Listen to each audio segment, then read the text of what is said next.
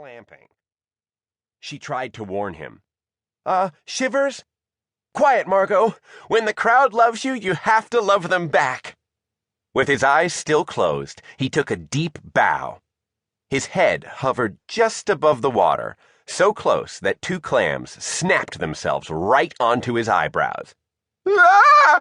He screamed, opening his eyes wide and whipping up so fast that he launched Albee's bag into the air. Margo let go of the umbrella to catch Albee, but that caused the raft to take a sharp turn. Shivers stumbled and toppled overboard. It was a clam calamity. They chomped onto his nose and clipped onto his lips. "Hold still!" Margo cried, grabbing him by the shirt. "They're trying to kiss me!"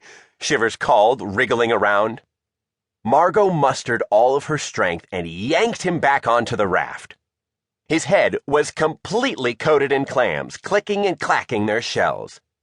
"You told me to go to my happy place, and now I'm stuck in this snappy place," he screeched. Margo tried to swat them away, but they were stuck on too tight. Then she got an idea. She grabbed the bottle of sunscreen and held it above Shivers' head. "Hope you're not trying to get tan, clams," she said, then squeezed as hard as she could. The gloopy sunscreen poured down his head and carried the clams away on a slippery slide of SPF. They glided right off the raft and back into the water, sinking to the bottom of the sea right next to Shivers' root beer float. "Ah!" Shivers screamed. "Why are you screaming?" Margo asked. "The clams are gone." "I know, but a teeny bit of that sunscreen got in my eye and it kind of stings." Margo sighed. Sometimes with Shivers, you just couldn't win. "I know that scream!" bellowed a gruff but friendly voice. "Shivers!" It was his dad, Bob, peering over the deck of his ship. In all the clam commotion, they hadn't realized that they had drifted all the way to the Plunderer. "What a surprise!" Bob grinned through his bristly beard.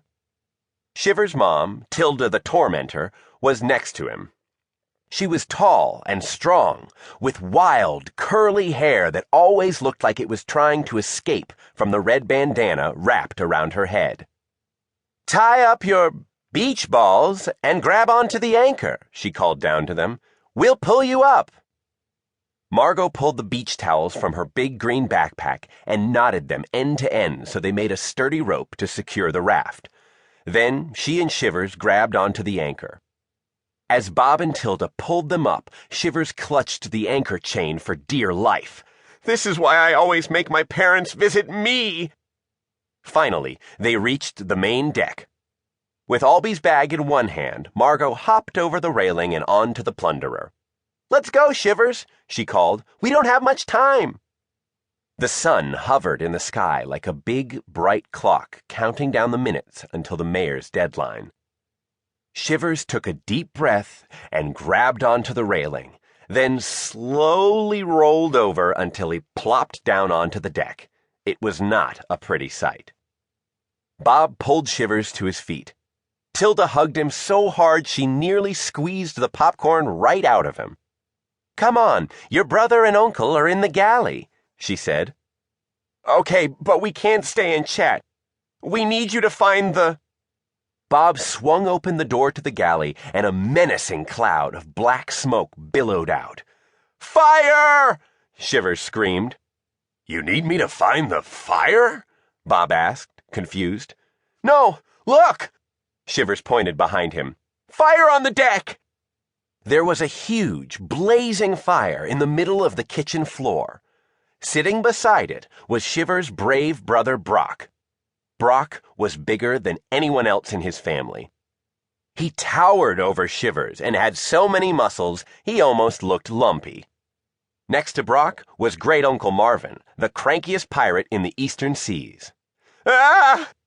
Shivers let out a scream that turned into a cough. "Brock, do something!" "I am doing something. I'm making breakfast," said Brock. "Haven't you ever heard of a microwave?" Shivers shrieked in sheer panic. "Haven't you ever heard of a breakfast fire?"